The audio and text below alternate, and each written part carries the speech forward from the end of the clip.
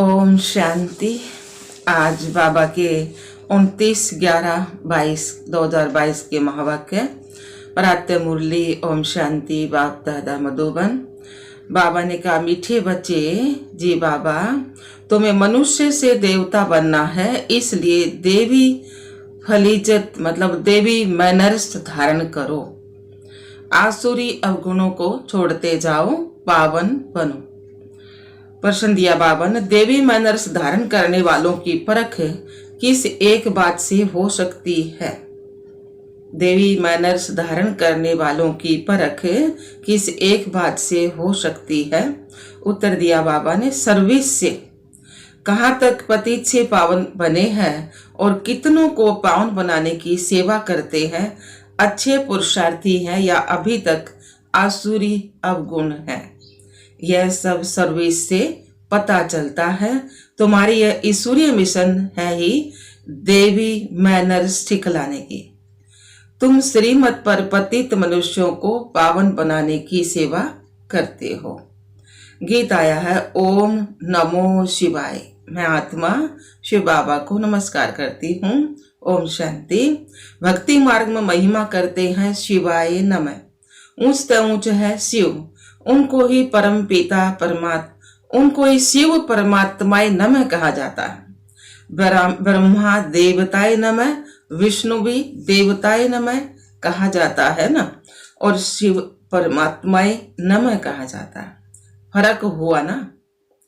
परमात्मा एक है, ऊंच त ऊंच है, उनकी महिमा भी ऊंच त ऊंच है ना। इस समय ऊंचे त ऊंचा कर्तव्य भी करते हैं, उनका धाम भी ऊंचे त ऊंचा है, उनकी महिमा भी ऊंच है, तो इस समय ऊंचे त ऊंचा कर्तव्य करते हैं ना बाबा। और किसको परमात्मा नहीं कह सकते।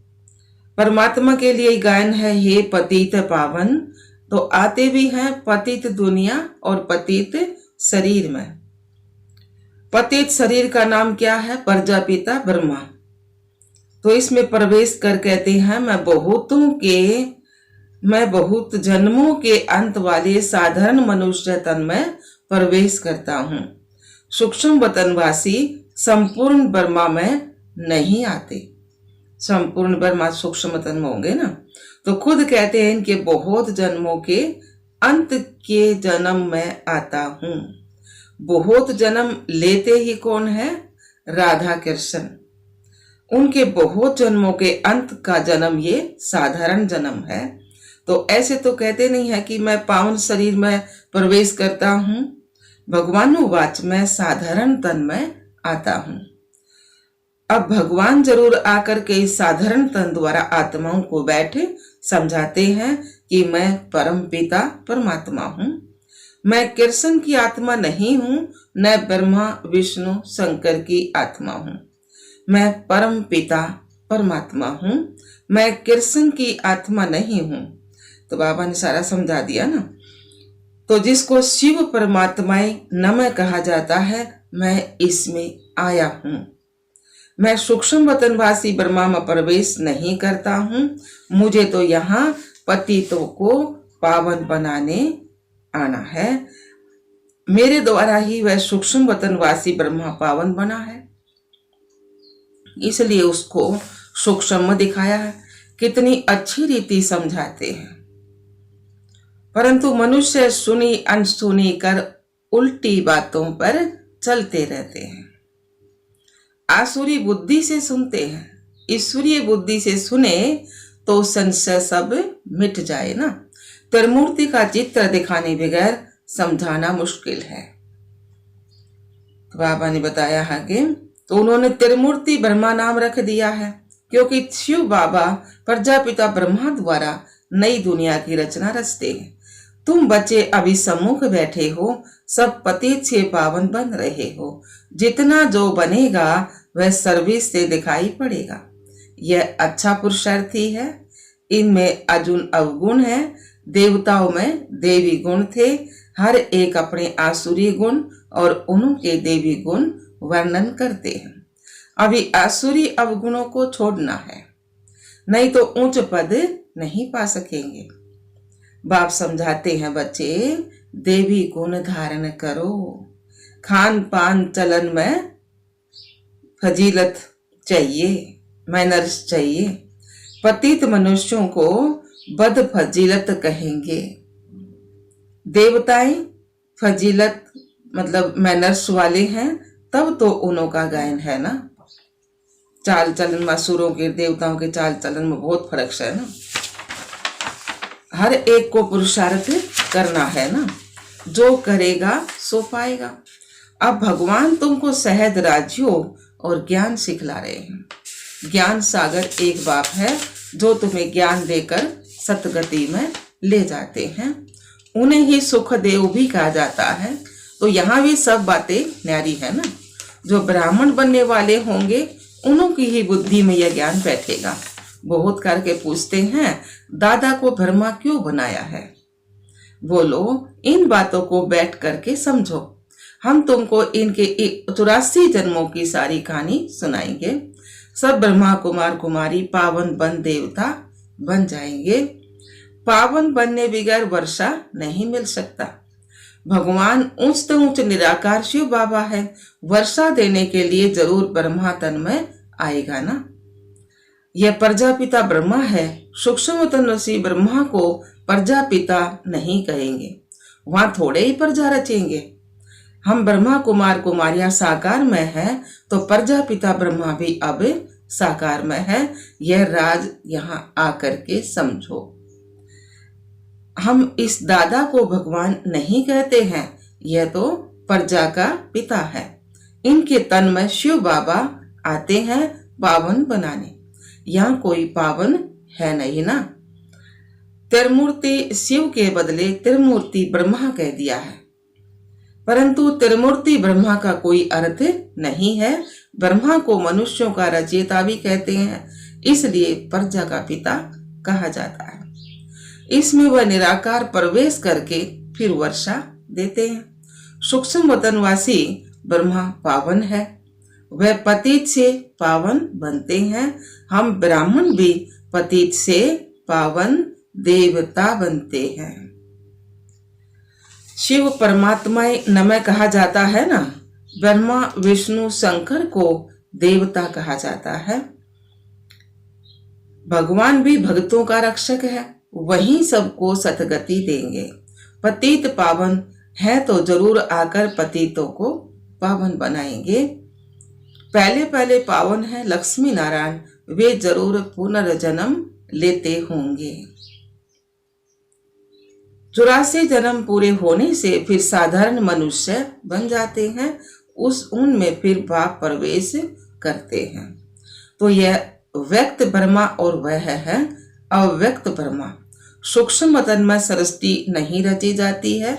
अक्सर करके लोग इसी बात पर ही मूंझते हैं। तो तुमको समझाना है कि बाप कहते हैं, मैं बहुत जन्मों के अर्थात 84 जन्मों के अंत के जन्म में प्रवेश करता हूँ। भारत में पहले देवी देवता आए, वह फिर पिछाड़ी में हो जाएंगे, फिर पहले वहीं जाकर देवी देवता बनेंगे।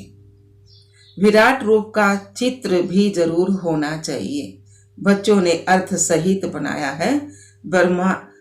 ब्राह्मण चोटी, देवता सिर, क्षत्रिय भुजाएं और वैश्य पेट और शूद्र है पैर। शूद्र के बाद फिर ब्राह्मण। तो वर्णों का भी चक्कर हुआ ना, यह भी समझना और समझाना है। बाबा ने बहुत बार समझाया है कि अखबार में पढ़ता है फलाना स्वर्गवासी हुआ, तो उनको चिट्ठी लिखनी चाहिए कि स्वर्गवासी हुआ तो जरूर नरक में था।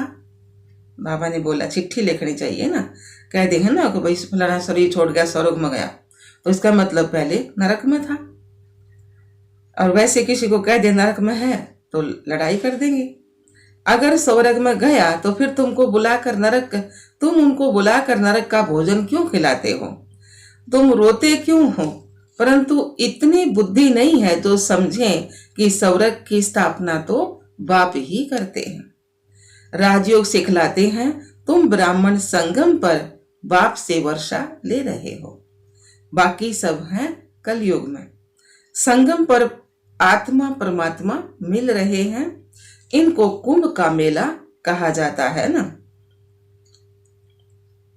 तुम ज्ञान गंगाएं ज्ञान सागर से निकली हो, भक्ति में समझते हैं गंगा में स्नान करने से पावन बन जाएंगे।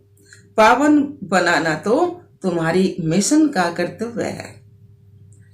यह है ईश्वरीय मिशन। तुम ही पतित मनुष्यों को पावन देवता बनाते हो बाबा की श्रीमत पर। श्री कृष्ण पतित पावन नहीं है, तुम ही पतित मनुष्यों को पावन देवता बनाते हो श्रीमत पर। बाबा ने बोला श्री कृष्ण पतित पावन नहीं है, वह पूरे 84 जन्म लेते हैं। पहले लक्ष्मी नारायण और फिर अंत में फिर वे क्या बनते हैं, ब्रह्मा और सरस्वती, आदि देव आदि देवी बनते हैं ना। अभी यह बातें किसने समझाई, शिव बाबा ने समझाई ना। शिव परमात्मा ही नमः गाते भी हैं, हे परम पिता परमात्मा आपकी गत मत सबसे न्यारी है। वह श्रीमत देते हैं गति के लिए, गति और सतगति। गति होगी ऊपर परम धाम में और सतगति सतयुग में। तो बाबा ने कहा गति और सतगति, दुर्गति वालों की सतगति करने वाला, उनकी श्रीमत सब मनुष्यों से न्यारी है। बाकी भक्ति मार्ग में तो घोर रात्रि है, आधा कल्प है दिन। शिव बाबा कहते हैं मैं अंधियारी रात में आता हूँ, मतलब जबकि हमने ज्ञान नहीं था, कलयुग की रात थी, तो उस समय बाबा आते हैं ना, कलयुग की रात और संगम की शुरुआत। तो बाबा ने कहा ना, शिव बाबा कहते हैं ना मैं अंधियारी रात में आता हूँ रात को दिन बनाने। यह ज्ञान एक ही ज्ञान सागर शिव बाबा के पास है ना। ऋषि मुनि आदि सब कहते आए हैं कि परमात्मा बेअंत है।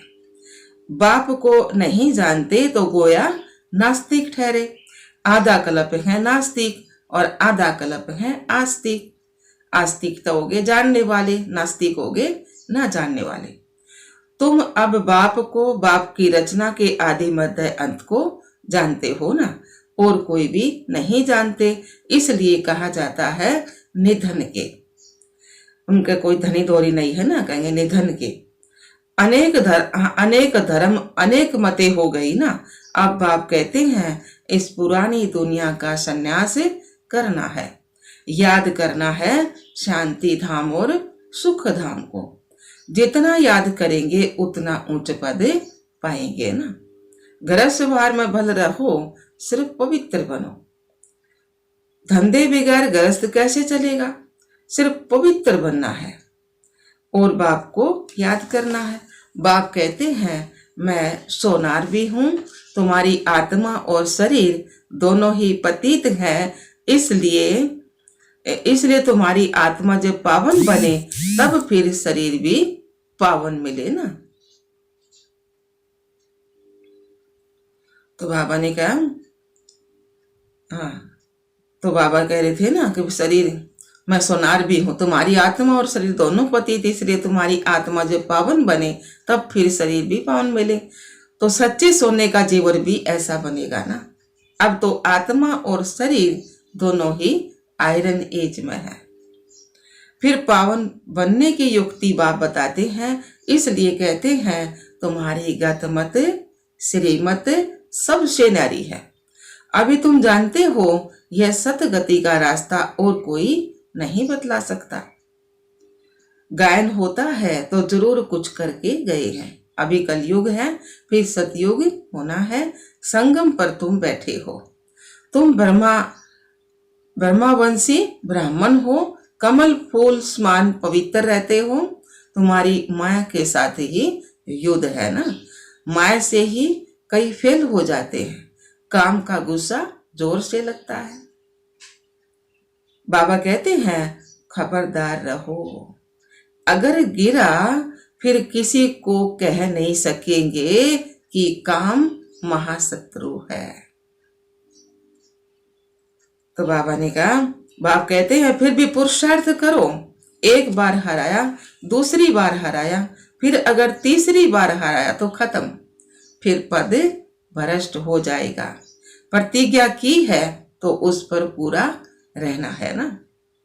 प्रतिज्ञा कर फिर पतित नहीं बनना चाहिए, परंतु सब तो प्रतिज्ञा करके कायम नहीं रहते हैं, गिरते भी रहते हैं, कोई फिर बाप को भी छोड़ देते हैं, बहुत भागने वाले भी हैं। अंत में तुमको पूरा साक्षात्कार होगा कि कौन क्या बनेंगे। पुरुषार्थ पूरा करना चाहिए। जो दुख देते हैं वह दुखी होकर मरते हैं। बाप तो सबको सुख देने वाला है ना, तुम्हारा भी काम है सबको सुख देना। कर्माना में भी किसको दुख दिया तो दुखी होकर मरेंगे, पद भी भ्रष्ट हो जाएगा। बेहद के बाप के साथ पूरा फरमान बरदार वफादार होकर रहना है। अच्छा जी बाबा, मीठे मीठे सिखलते बच्चों प्रति माता पिता बाप दादा का याद प्यार और गुड मॉर्निंग। रूहानी बाप की रूहानी बच्चों को नमस्ते। हम रूहानी बच्चों की रूहानी बाप दादा को याद प्यार गुड मॉर्निंग, नमस्ते नमस्ते नमस्ते जी। हम बाबा के बच्चे सदा रहें हंसते और हंसाते। शुक्रिया मीठे बाप दादा, आपका लाख लाख बार शुक्रिया बाबा। बाबा ने धारणा सुनाया है। धारणा के लिए मुख्य सार, पहला पॉइंट सुना बाबा ने, बाप के साथ वफादार फरमान बरदार होकर रहना है, कभी किसी को दुख नहीं देना है। दूसरा पॉइंट है, बाप से पूरा वर्षा लेने के लिए पवित्र बनने का पुरुषार्थ करना है। काम की चोट कभी नहीं खानी है, इसमें बहुत सावधान रहना है। वरदान में सुना बाबा ने, मालिकपन की समर्थी से शक्तियों को ऑर्डर परमान चलाने वाले सब राज्य अधिकारी भव। मालिकपन की याद से शक्तियों को ऑर्डर परमान चलाने वाले सब राज्य अधिकारी भव। सार में कहा बाबा ने, बाप द्वारा जो भी शक्तियां मिली हैं उन सर्व शक्तियों को कार्य में लगाओ। समय पर शक्तियों को यूज करो। सिर्फ मालिकपन की समर्थी में रहकर फिर ऑर्डर करो तो शक्तियां आपका ऑर्डर मानेंगी। अगर कमजोर होकर ऑर्डर करेंगे तो नहीं मानेंगे। बाप तथा सभी बच्चों को मालिक बनाते हैं, कमजोर नहीं। सब बच्चे राजा बच्चे हैं, क्योंकि सब राज्य आपका बर्थ राइट है। यह बर्थ राइट कोई भी छीन नहीं सकता। स्लोगन आया बाबा का, त्रिकालदर्शी स्थिति में स्थित रहकर हर कर्म करो तो सफलता मिलती रहेगी। अच्छा, ओम शांति। मातेश्वरी जी के अनमोल महावाक्य। अब यह जो हम कहते हैं कि प्रभु हम बच्चों को उस पार ले चलो, तो उस पार का मतलब क्या है? लोग समझते हैं उस पार का मतलब है कि जन्म मरण के चक्कर में न आना, अर्थात मुक्त हो जाना। अब यह तो हुआ मनुष्यों का कहना, परंतु वो कहता है बच्चों, सचमुच जहाँ सुख शांति है, दुख अशांति से दूर है, उसको कोई दुनिया नहीं कहते। जब मनुष्य सुख चाहते हैं तो वो भी इस जीवन में होना चाहिए। अब वो तो सतयुगी वैकुंठ देवताओं की दुनिया थी, जहाँ सर्वदा सुख और सुखी जीवन थी। तो उसी देवताओं को अमर कहते थे। अब अमर का भी कोई अर्थ नहीं है। ऐसे तो नहीं देवताओं की आयु इतनी बड़ी थी जो कभी मरते ही नहीं थे। तो अब यह कहना उन्हों का रोंग है, क्योंकि ऐसे है नहीं। उनकी आयु कोई सतयुग त्रेता तक नहीं चलती, परंतु देवी देवताओं के जन्म सतयुग त्रेता में बहुत हुए हैं। 21 जन्म तो उन्होंने अच्छा राज्य चलाया, और फिर 63 जन्म द्वापर से कलयुग के अंत तक टोटल उनके जन्म चढ़ती कला वाले 21 हुए और उतरती कला वाले 63 हुए। टोटल मनुष्य 84 जन्म लेते हैं। बाकी यह जो मनुष्य समझते हैं कि मनुष्य 84 लाख योनियां भोगते हैं, तो यह कहना भूल है। अगर मनुष्य अपनी योनि में सुख दुख दोनों पार्ट भोग सकते हैं, तो फिर जानवर योनि में भोगने की जरूरत ही क्या है? अब मनुष्यों को यह नॉलेज ही नहीं है ना। मनुष्य तो 84 जन्म लेते हैं। बाकी सृष्टि पर जानवर, पशु, पंछी आदि टोटल 84 योनियां हो सकती हैं। अनेक किस्म के जैसे पैदाइश है तो उसमें भी मनुष्य योनि में ही अपना पाप पुण्य सब भोग रहे हैं और जानवर अपनी योनियों में भोग रहे हैं। न मनुष्य जानवर की योनि लेता और ना जानवर मनुष्य की योनि में आता। मनुष्य को अपनी योनि में जन्म में भोगनी पड़ती है तो दुख सुख की महसूसता आती है। ऐसे ही जानवर को भी अपनी योनि में सुख दुख सब भोगना है, मगर उन्हों में यह बुद्धि नहीं है यह भोगना किस कर्म से हुई है। उन्हों की भोगना को भी मनुष्य फील करता है क्योंकि मनुष्य है बुद्धिवान। बाकी ऐसे नहीं कि मनुष्य कोई 84 लाख योनियां भोगते हैं। जड़ झाड़ भी योनि लेते हैं। यह तो सहज और विवेक की बात है कि जड़ झाड़ ने क्या कर्म अकर्म किया जो उन्हों का हिसाब किताब बनेगा।